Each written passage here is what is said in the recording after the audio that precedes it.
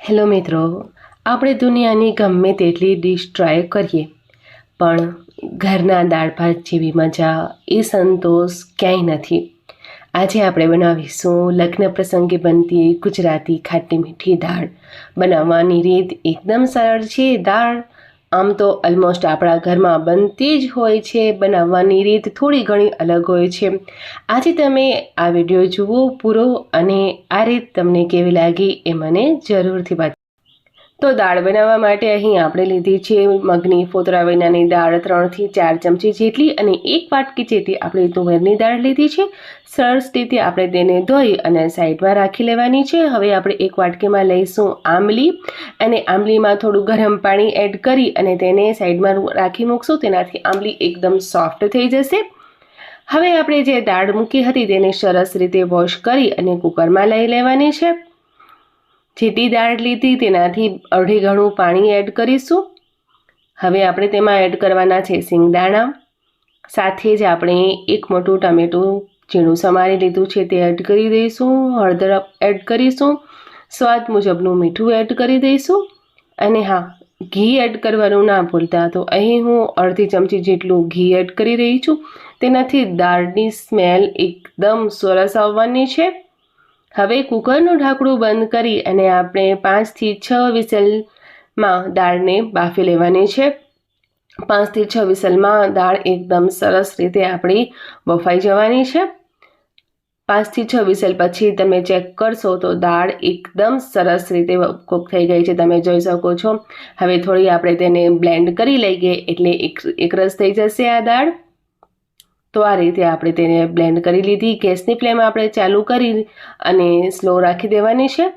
હવે એમાં આપણે થોડું પાણી ઉમેરીશું. દાળ ઘટ લાગી રહી છે એટલે થોડું પાણી ઉમેરવાનું. હવે જે આપણે આંબલી પલાળીને રાખી હતી તે એકદમ સરસ રીતે પલળી ગઈ છે. દાળ બફાઈ એટલી વારમાં આંબલી પણ સરસ રીતે સોફ્ટ થઈ ગઈ હશે. તો ગળણીની મદદથી આ રીતે આંબલીનું પાણી કાઢી લેવાનું. ચમચીની મદદથી પ્રેસ કરતા જઈએ એટલે આંબલીનું પાણી સરસ રીતે નીકળી જશે. અહીં ખટાશ માટે આંબલીનો ઉપયોગ કરવાથી દાળનો ટેસ્ટ ખૂબ જ સરસ આવતો હોય છે. સરસ રીતે આપણે એક વખત તેને મિક્સ કરી લઈએ. ગેસની ફ્લેમ આપણે હમણાં એકદમ સ્લો રાખી છે. હવે મીઠાશ માટે આપણે અહીં એડ કરીશું ગોળ. તો 1 ચમચા જેટલું ગોળ લઈ રહી છું. આમ તો તમે ખાંડનો ઉપયોગ પણ કરી શકો છો, પણ ગોળ હેલ્ધી પણ હોય છે અને દાળનો ટેસ્ટ ગોળથી વધારે સરસ આવતો હોય છે. એકદમ સરસ રીતે આપણે મિક્સ કરી લઈશું. હવે થોડું મીઠું ઉમેરી દઈએ. મીઠું બાફતી વખતે પણ એડ કર્યું હતું એટલે હમણાં થોડુંક જરૂર જણાય એ મુજબનું જ એડ કરીશું. હવે આપણે દાળને ઉકળવા માટે રાખવાની છે. ત્યાં સુધી આપણે વઘાર કરી લઈએ. તો એક નાના વઘારિયામાં આપણે 2 ચમચા જેટલું તેલ લઈશું. તેમાં રાઈનો વઘાર કરીએ. જીરું એડ કરી દઈશું. થોડી હિંગ પણ એડ કરવાની. હવે આપણે ગેસની ફ્લેમને બંધ કરી દઈશું. ત્યાર પછી લાલ મરચાં ઉમેરીશું. 2 લાલ મરચાંને અહીં મેં તોડી દીધા છે. અને ત્યાર પછી આપણે તેમાં ઉમેરવાની છે હળદર અને લાલ મરચાંનું પાવડર ઉમેરીશું આપણે. ત્યારબાદ આપણે તેમાં એડ કરવાના છે મીઠા લીમડાનું પાન અને લીલા મરચાં. ગેસની ફ્લેમ આપણી બંધ છે. તેલ એકદમ ગરમ છે. ગરમ તેલમાં જ આપણું વઘાર સરસ રીતે થઈ ગયું છે. હવે તેને દાળમાં ઉમેરી દઈએ અને બસ આપણી સરસ રીતે ગુજરાતી દાળ બનીને રેડી થઈ ગઈ છે. થોડી વાર ઉકળવા દઈશું. એકદમ સરસ રીતે ઉકળી જાય અને તમે જોઈ શકશો કે ગોળ આપણે જે એડ કર્યું હતું તે ગોળ પણ એકદમ સરસ રીતે આમાં મેલ્ટ થઈ ગયું છે. તો દાળ આપણી બનીને રેડી છે. હવે ગેસની ફ્લેમને આપણે બંધ કરી દઈએ. લીલા ધાણા ઉમેરીએ અને મજા માણીએ આ ગુજરાતી ખાટી મીઠી દાળની.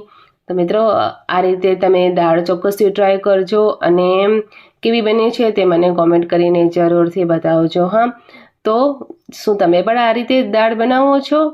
હા, તો પણ મને કોમેન્ટ કરીને જરૂરથી જણાવો. તો આવી જ સરસ રેસીપી માટે મારા ચેનલને સબસ્ક્રાઈબ કરો અને જો તમને વિડીયો પસંદ આવે તો તમારા મિત્રો સાથે શેર પણ જરૂરથી કરજો.